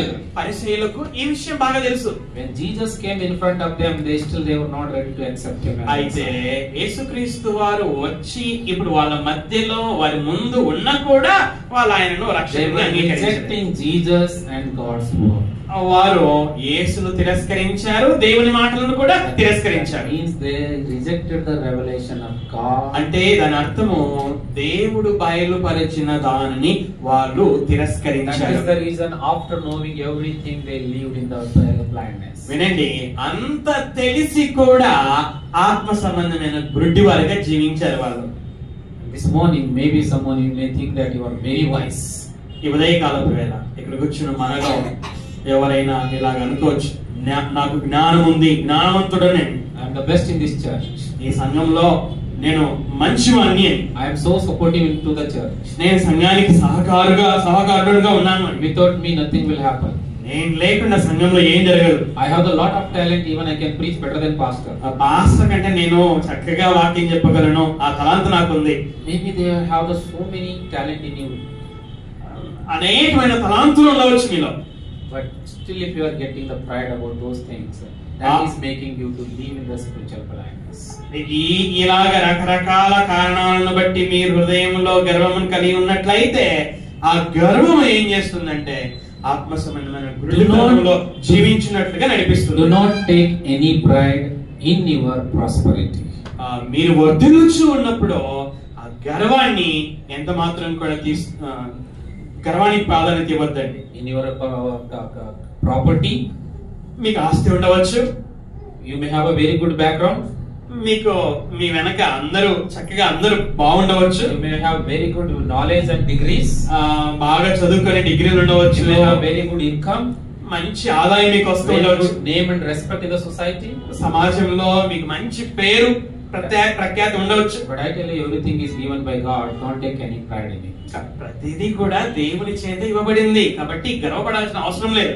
When you come to God, humble yourself. దేవుని దగ్గరికి వచ్చినప్పుడు మనల్ని మనం తగ్గించుకోవాలి. Then only we will able to see through our spiritual eyes. అప్పుడు మాత్రమే మనము ఆత్మ సంబంధంగా చక్కగా ఉండగలము. You look what happened when Jesus born in Bethlehem. యేసుక్రీస్తు వారు బెత్లెహేంలో పుట్టినప్పుడు ఏమైంది అక్కడ? The three wise men came from the east. ముగ్గురు జ్ఞానులు తూర్పు దేశం నుండి వచ్చారు. They went to King Herod. వారు రాజైన హేరోదు దగ్గరికి వెళ్ళారు. When he heard that Messiah is born, అతడు ఈ యొక్క యూదుల రాజు పుట్టాడని విన్నప్పుడు and immediately he called the priest and scribes. అప్పుడు రాజు గారు వెంటనే ప్రధాన యాజకులను శాస్త్రులను పిలిచాడు. Then he is asking where Christ supposed to be born. యేసుక్రీస్తు వారు ఎక్కడ పుడతారని రాయబడి ఉంది, మీరు చూడండి అని This we will read in book of Matthew chapter 2. మత్తయి సువార్త 2వ అధ్యాయంలో మనం ఈ విషయాలన్నీ చూస్తాము. See how talented people they are. Without taking us even a few seconds, they immediately answer the question of heaven. ప్రధాన యాజకులు శాస్త్రులు ఎంత తలాంతు గలవారంటే వాళ్ళు ఎక్కువ సమయం తీసుకున్నానే తొందరగా యేసుక్రీస్తు ఇక్కడ పుడతాడు అని చెప్పేసి. Christ supposed to be born only in Bethlehem. Nowhere else he can born. ఆ యేసుక్రీస్తు వారు బెత్లెహేములోనే, ఆయన ఇంకా ఎక్కడ కాదు అని చెప్పేశారు. Oh, King Herod, it is not a difficult question for us. We know everything. రాజా, ఇది మాకు పెద్ద ఒక చాలా కష్టమైన ప్రశ్న కాదు, మాకు తెలుసు. Immediately they answered it. వెంటనే జవాబు చెప్పేశారు. Jesus born, యేసుక్రీస్తు వారు, the star was in the heaven. యేసుక్రీస్తు వారు పుట్టారు, నక్షత్రం ఆకాశంలో ఉన్నది. Seeing the star in the heaven, the wise men started their journey to see. నక్షత్రాన్ని చూసి తూర్పు దేశ జ్ఞానులు ఆయన ఆరాధించడానికి వచ్చారు. They were heathen people. వారు ఎవరు? ఇశ్రాయేలీలు కాదు వారు. But these people they live in Jerusalem. అయితే ఇక్కడ ప్రధాన యాజకులు శాస్త్రులు యెరూషలేములోనే నివసిస్తారు. Near to the Bethlehem. Bethlehem దగ్గర నివసించారు వాళ్ళు. They see star in heaven. అయితే ఆకాశంలో నక్షత్రాన్ని చూసినప్పుడు They never bother about it. అయితే వారికి అర్థం కాలేదు రక్షకుడు పుట్టాడని. The whole Bible is in their hand. Bible అంతా వారి చేతిలోనే ఉంది. Still then they have never bothered about Messiah. అయితే బైబిల్ చేతిలో ఉన్న యూదుల రాజు పుట్టాడని వాళ్ళకి తెలియదు, వాళ్ళకు ఆ బాధ లేదు. This is what happens with the very strong believer. కొన్నిసార్లు బలమైన విశ్వాసుల పరిస్థితి కూడా ఇలాగే ఉంటుంది. We say that we have a lot of head knowledge, మనం అనుకుంటాం నాకు బైబిల్ బాగా తెలుసు అని, but we always empty in our heart. అయితే తెలిసిన దాన్ని పాటించడంలో మనం విఫలమవుతూ ఉంటాం. Indirectly we say we don't care. పరోక్షంగా మనం ఏం చెప్తామంటే ఏం జరిగినా నాకేంటి అని మనం నిర్లక్ష్యం చేస్తాం. You see, this is one of the example I tell you. ఒక ఉదాహరణ నేను చెప్తాను. As a teacher, I was teaching in a classes. ఒక టీచర్ గా నేను క్లాస్ లో టీచ్ చేస్తున్నాను. I preach here in the church. ఒక పాస్టర్ గా నేను వాక్యాన్ని చర్చ్ లో చెప్తాను. I tell you, this is the experience. నేను అనుభవంతో చెప్తున్నాను. How much or effective lesson you prepare to teach in the class? ఎంతో చక్కగా సిద్ధపడి క్లాస్ లో చెప్పిన, how much or effectively with full effort I prepare a single message to preach on Sunday morning. అలాగే సంఘంలో ఆదివారం ఉదయం మరి ఎంత చక్కగా సిద్ధపడి నేను చెప్పిన, how much time I spend before I come and stand here in the class in the prayer. అది తరగతి క్లాసులైనా కావచ్చు, సంఘంలోనే కావచ్చు, ఎంత ప్రార్థన చేసి సిద్ధపడినప్పటికీ still then at least one person at the back row he will be sleeping and he will say, I don't care what you are preaching. అర్థమవుతుందా మీకు అర్థమవుతుందా? పాస్టర్ గారు లేకపోతే టీచర్ గారు నువ్వు ఎంతన్నా కష్టపడి ప్రిపేర్ గా సిద్ధపడు, నువ్వు ఎంతన్నా గట్టిగా మొత్తుకో, నేను మాత్రం నిద్రపోతుంటా, నువ్వు చెప్పేది ఏదో చెప్పుకో, నాకేం అవసరం లేదు. At least one person will be sleeping very nice at the back row and telling pastor, teacher. వెనక కూర్చున్న వారిలో కనీసం ఒక్కరైనా నిద్రపోతా ఉంటారు. How much time you have given to prepare this lesson? I don't mind. నువ్వు ఎన్ని గంటలంటే సిద్ధపడి గట్టిగా మొత్తుకుంటా ఉండు, నా నిద్రే నేను నిద్రపోతా. How much time you spend with the prayer before you come and preach here? I don't mind. వీడికి వచ్చి చెప్పక ముందు ఎన్ని గంటలైనా నువ్వు ప్రార్థన చేసుకొని వచ్చి చెప్పు, నా పని నేను చేస్తాను. I do my duty, I will sleep nicely. నేను నిద్రపోవడం మీద నేను నిద్రపోతాను. That's what happens. అది జరుగుతుంది. Jewish leaders, they did exactly when Jesus born. యేసుక్రీస్తు వారు పుట్టినప్పుడు యూదుల నాయకులు ఇదే విధంగా చేశారు. The Pharisees lived in, they were not ignorant, but they were ignoring the truth. వాళ్ళకి సత్యము తెలియదని కాదు, తెలిసిన సత్యాన్ని వాళ్ళు నిరాకరించారు. That is the reason they cannot claim they are blind. అందుకోసమే వాళ్ళు మేము గుడ్డివారము అని వాళ్ళు చెప్పుకోవడానికి అవకాశం లేదు వాళ్ళకి. Our ignorance and ignoring attitude may lead to apathiness. యేసును గురించిన అవగాహన లేకపోవడము, తర్వాత తెలిసిన దానిని పట్టించుకోకపోవడము మరి ఆత్మ సంబంధమైన గుడ్డితనానికి మన జీవితాలను నడిపిస్తాయి. Uniqueness of this passage, ఈ యొక్క వాక్య భాగం యొక్క ప్రత్యేకత ఏమిటంటే, this is only the last section of the first miracle. This passage is last section of the climax of the miracle story. The end of the miracle story, this passage. Okay, ఈ యొక్క ఆశ్చర్య కార్యం గురించినటువంటి This passage is ఈ వాక్య భాగం climax. Yeah, it is a climax of this chapter. ముగింపు, ఈ యొక్క అధ్యాయానికి ముగింపు ఇది. The story is big in the before these verses. ఈ వచనాలకు ముందు మరి జరిగినది చాలా ఉంది. But look at this passage uniqueness. ఈ యొక్క వాక్య భాగం యొక్క ప్రత్యేకతను చూడండి. How this chapter is closing. ఎలాగ ఈ అధ్యాయం ముగించబడుతుందో Read it carefully and understand it. జాగ్రత్తగా చదవండి, అర్థం చేసుకోండి. The last sentence, how he put the John, he says, యోహాను గారు ఎలాగ చివరి వాక్యాన్ని పెట్టాడో చూడండి. therefore your sin remaineth. గనుక మీ పాపము నిలిచి ఉన్నదని చెప్పాను. Therefore your sin remaineth. గనుక మీ పాపము నిలిచి ఉన్నది. But you see here in verse 38, 38వ వచనంలో, and he worshipped him. అక్కడ అతడు మ్రొక్కెను, ఆ గుడ్డివాడు మ్రొక్కాడు యేసుక్రీస్తు. Previously if you read, I believe and he worshipped him. నేను విశ్వసించుచున్నానని చెప్పి ఆయనకు మ్రొక్కాడు. The first part is completed. మొదటి భాగం పూర్తయినది. Second part is still incomplete. రెండవ భాగము పూర్తి కాలేదు. What is saying second part? రెండవ భాగం ఏం చెప్తుంది? Sin remaineth. పాపము నిలిచి ఉన్నది. The first part, no more sin. మొదటి భాగము పాపమిక లేదు. The sin is gone. పాపం పోయింది. The man became child of God. ఆ యొక్క వ్యక్తి దేవుని కుమారుడయ్యాడు. But here this man did not become a child of God. అయితే ఇక్కడ పరిసయ్యులు దేవుని పిల్లలు కాలేదు. Still sin is remaining. వారిలో ఇంకా పాపం నిలిచి ఉంది. What do you understand? ఏం అర్థం అవుతుంది మనకి? Sometimes కొన్నిసార్లు sinners coming to God, it is more easy పాపులు దేవుని దగ్గరికి రావడం అనేది చాలా సులువు than a most knowledgeable person or so-called righteous person. చాలా జ్ఞానం ఉన్నటువంటి వారు కూడా నీతిమంతులుగా పిలువబడ్డారు. So-called Christian or the knowledgeable people coming to God is very hard. Yeah. But a sinner coming to God is sometimes disease. పాపి దేవుని దగ్గరికి రావడం అనేది చాలా సులువు, కానీ ఎక్కువ జ్ఞానం ఉన్నటువంటి వారు దేవుని దగ్గరికి రావడం అనేది సులువు కాదు. Chapter closes by saying sin remains. పాపము నిలిచి ఉన్నదని ఈ యొక్క అధ్యాయము ముగించబడినది. Maybe this morning you are coming and sitting here. ఈ ఉదయకాలపు వేళ మీరు వచ్చారు, కూర్చున్నారు. You prayed and you worship the Lord. మీరు ప్రార్థన చేశారు, దేవుని ఆరాధించారు. You heard the word of God. దేవుని మాటలను వింటున్నారు. You sung the songs. పాటలు పాడారు. Maybe while you are going, వేచిన సమయంలో there is some sin in your heart. ఒకవేళ మీ హృదయంలో ఇంకా పాపము ఉందేమో. Something happened in the past. గతంలో జరిగింది. In your life, something happened in the past. గతంలో మీ జీవితంలో ఏదో ఒకటి జరిగింది. God is speaking this morning in your church. దేవుడి ఉదయకాలపు వేళ ఇక్కడ కూర్చున్నటువంటి ప్రతి ఒక్కరితో మాట్లాడుతూ ఉన్నాడు. If you do not repent and take out that sin from our heart, మన హృదయంలో ఉన్నటువంటి ఆ పాపం విషయమై మారు మనసు పొందకపోయినట్లయితే the sin still remains.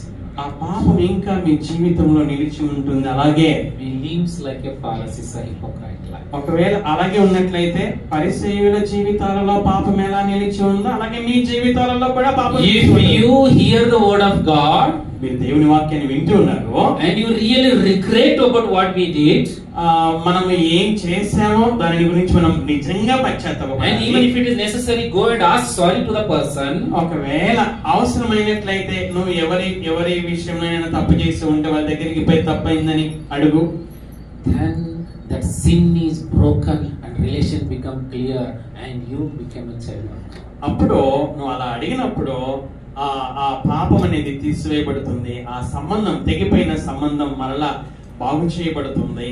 అప్పుడు నువ్వు దేవుని కుమారుడిగా జీవిస్తున్నావు. So this morning check yourself how you are living in spiritual blindness. కాబట్టి మరి ఆత్మ సంబంధమైన గుడ్డితనములో మనం ఎలాగ నివసించుచున్నామో మిమ్మల్ని మీరు It is పరీక్షించుకోండి. because you don't know anything about Jesus Christ. యేసుక్రీస్తు గురించి ఏమీ తెలియదు కనుక ఆత్మ సంబంధమైన Or it is గుడ్డితనంలో జీవిస్తున్నామా? Or it is you know everything but still you are ignorant. రెండవది, యేసుక్రీస్తు గురించి అంత తెలిసి కూడా ఇంకా దానిని అంగీకరించకుండా ఆత్మ సంబంధమైన గుడ్డితనంలో జీవిస్తున్నాం. Let me tell you one example and close here. ఒక ఉదాహరణ చెప్పి నేను ముగిస్తాను. There was a man who had 4 children, 4 boys. ఒక వ్యక్తి ఉండేవాడు, అతనికి 4 కుమారులు ఉన్నారు. So he gave them very good education.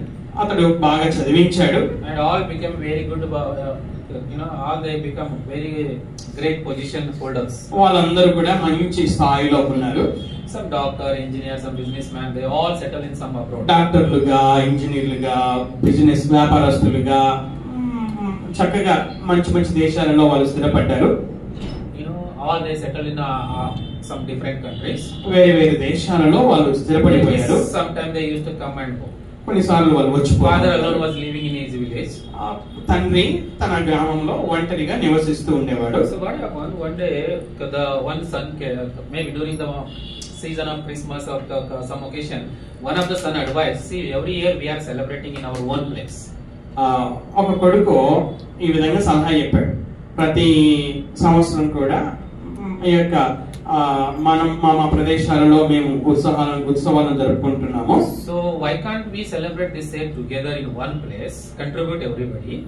అందరము అయితే మరి అందరూ కలిసి ఒకే చోటనే ఎందుకు మనం కూడుకోకూడదు? Bring our father to our home. తండ్రిని కూడా తీసుకొని వద్దాము. So that's what the plan, and all other brothers like it.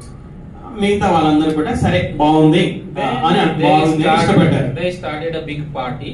వాళ్ళు అలాగా అందరూ ఒక పెద్ద పార్టీని స్టార్ట్ All చేశారు. 4 children they invited their friends.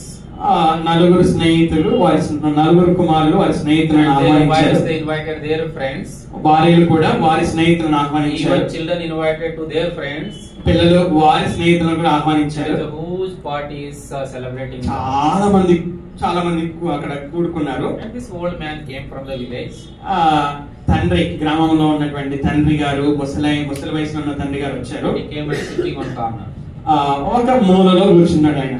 And all his sons they are busy with their business partner and their friends and నలుగురు కొడుకులు మరియు వచ్చినటువంటి వారి స్నేహితులతో వాళ్ళు తీరిక లేకుండా ఉన్నారు. And usually their wives they are busy with their friends. భార్యలు కూడా వారి స్నేహితులతో వారు బిజీగా ఉండిపోయారు. Sharing all those things, what happened, how happened, all these kitty party things and all going on among the ladies. నాకు తెలుసు కదా ఆడవాళ్ళందరూ ఒక చోట ఉంటే ఎలాగా వాళ్ళ గురించి వాళ్ళు మాట్లాడుకుంటూ ఉంటారు. Even the children they are busy with their friends telling about this is my uncle, my aunt and this is what you know. So there are so many things to tell. పిల్లలు కూడా వాళ్ళ స్నేహితులతో వాళ్ళ బిజీలో వాళ్ళు ఉన్నారు. So this man is sitting at the corner. ముసలి వయసులో ఉన్న తండ్రి గారు ఒక మూలలో ఉన్నారు. Thinking and expecting that maybe now someone come and meet me. అనుకుంటున్నాడు ఎవరో ఒకరు వచ్చి నన్ను కలుసుకుంటారు, నాతో మాట్లాడతారు. My son will come, my daughter-in-law will come, నా కొడుకు వస్తాడు, కోడలు వస్తాడు, my grandchildren will come, నా మనవళ్ళు మనవరాళ్ళైనా వస్తారు. Party is happening grand. Party is happening grand. అక్కడ పార్టీ చాలా చక్కగా జరుగుతోంది. One man is sitting at the corner and expecting someone will come and care about him. ఆ ముసలాయన ఒక చోట కూర్చొని మూలను కూర్చొని ఉన్నాడు కానీ అతను ఎవరు పట్టించుకోలేదు. Morning to evening party went and everybody enjoyed, then slowly everybody dispersed from the place. ఉదయం నుంచి సాయంకాలం వరకు పార్టీ జరిగింది. వాళ్ళందరూ వాళ్ళ పనులు చేసుకొని వాళ్ళు వెళ్ళిపోయారు. This man sitting there and finally with the half moon he also went out. ఆ యొక్క ముసలి వయసులో ఉన్నటువంటి ఆ వ్యక్తి మరి అలాగే కూర్చొని ఆ మనసులో బేసరైపోయి ఆయన కూడా వెళ్ళిపోయారు. This is what exactly happens in our churches today. ఇదే సంఘాలలో జరుగుతుంది. అర్థమవుతుందండి. Maybe in your church Jesus is sitting somewhere at the corner. ఒకవేళ మీ సంఘంలో యేసుక్రీస్తు వారు ఒక మూలన కూర్చున్నాడేమో. Everybody is coming and seeking your own. ప్రతి ఒక్కళ్ళు వాళ్ళ పనులు వాళ్ళు చేసుకుంటూ ఉన్నారేమో. If you are singing, you want to show your talent. మేము పాట పాడితే ఇగో నేను పాట పాడి బాగా చూపించాలని పాట పాడుతున్నాను. Giving tithe and offering, still you want to show that you are giving something more to. కానుకేస్తే గో నేను చాలా ఎక్కువ వేస్తున్నాను అందరూ చూడాలని వేస్తున్నామేమో. Even if you come and kneel down and still you are asking God bless me something, again you are seeking for your own. మోకరించి దేవుణ్ణి మన సొంత వాటి కోసమే ఇంకా అడుగుతున్నామేమో. Maybe even pastors are preaching, it is not to please God but only to show that how much talent I have. Pastor గారు కూడా నాకు ఇంత జ్ఞానం ఉంది అని చూపించుకోవడానికే వాక్యం చెప్తున్నాడు కానీ దేవుణ్ణి సంతోషపెట్టాలి. After the message the people should come and tell that pastor you did very good job. వాక్యం చెప్పిన తర్వాత అందరు సంఘస్థులు వచ్చి పాస్టర్ గారు మీరు చక్కగా వాక్యం చెప్పారు. Maybe Jesus is looking one heart. అదే యేసుక్రీస్తు వారు ఒక్క హృదయాన్ని చూస్తా ఉన్నాడు. Who come with mind of worship and saying Lord thank you for dying on the cross. అయితే యేసుక్రీస్తు వారు ఏమి ఎదురు చూస్తున్నాడంటే నా కొరకు నువ్వు మరణించావు అందుని బట్టి మీకు స్తోత్రాలు అని వచ్చి చెప్పే వారి కోసం ఆయన ఎదురు చూస్తాడు. As long as I sit here I don't seek anything for my own but I bring all glory to you. మనం ఇక్కడ కూర్చున్నప్పుడు సంఘంలో కూర్చున్నప్పుడు మనకేదో మహిమ రావాలని కాదు కానీ దేవునికి మహిమ రావాలని మనం ప్రతిదీ చేయాలి. Therefore do not discourage your God because he did a lot for the sinful people. Do not discourage your God Jesus Christ because he did great things for the sinful man. యేసుక్రీస్తు వారిని మనం నిరుత్సాహపరచకూడదు. ఆయన మన కొరకు ప్రాణం పెట్టాడు కనుక ఆయనకు మనం సంతోషం కలిగించే విధంగా మనం జీవించాలి. Morning as you are sitting here check yourself. ఈ ఉదయకాలపు వేళ మనం ఎక్కడ కూర్చున్న మనం పరీక్షించాలి. Are you living in spiritual blindness? ఇంకా ఆత్మ సంబంధమైన గుడితనంలో మీరు నివసిస్తూ ఉన్నారా? Maybe it is by ignorance తెలియక అలాగ ఉంటున్నారా? or ignoring that. తెలిసిన సత్యాన్ని అంగీకరించక ఆత్మ సంబంధమైన గుడ్డివారుగా ఉంటున్నారా? Check yourself. మిమ్మల్ని మీరు పరీక్షించుకోండి. ప్రార్థన చేసుకుందాం. ప్రార్థన విను దేవ. ఇంతవరకు నాయన మీరు మాతో ఆత్మ సంబంధమైన గుడ్డితనముల గురించి మాట్లాడినందుకై మీకు స్తోత్రాలు తండ్రి. పుట్టుగురుడివాడు మీ కుమారుడైన యేసుక్రీస్తు ఎవరో పూర్తిగా తెలుసుకోలేక ఆత్మ సంబంధ గుడ్డితనంలో జీవించాడు. చివరికి నాయన మీ కుమారుడైన యేసుక్రీస్తు ఎవరో తెలుసుకొని ఆత్మ సంబంధమైన గుడ్డితనంలో నుండి బయటికి వచ్చాడు. పరిసయ్యులు తండ్రి అంతా తెలిసి కూడా సత్యాన్ని తిరస్కరించి ఆత్మ సంబంధమైన గుడ్డితనములోనే జీవించారు, పాపములోనే నిలిచిపోయారు. ఆయన మరి ఇక్కడ కూర్చున్నటువంటి వారు అనేక రోజులుగా తండ్రి మరి ఈ మాటలు వింటూ ఉన్నారు. ఇంకా నాయన మీ యందు విశ్వాసం ఉంచని వారు ఉన్నారు, మీ కుమారుడైన యేసుక్రీస్తు యందు విశ్వాసం ఉంచని వారు ఉన్నారు. వారితో మీరు మాట్లాడినందుకై మీకు స్తోత్రాలు. వారు వినుచున్న సత్యాన్ని అంగీకరించుటకు సహాయమును చేయండి. పరిసయ్యుల వలె కాకుండా ఆ పుట్టు గురుడివాని వలె విశ్వాసం ఉంచి పాపక్షమాపణ పొందినట్లుగా సహాయమును చేయండి. మీరు చేసిన మేలులకై స్తోత్రాలు చెల్లించుచు దాసుని ప్రార్థన విని జవాబు ఇవ్వమని ఈ కుమారుడైన యేసుక్రీస్తు పేరిట మిమ్మలను అడుగుచున్నాను తండ్రి. ఆమేన్.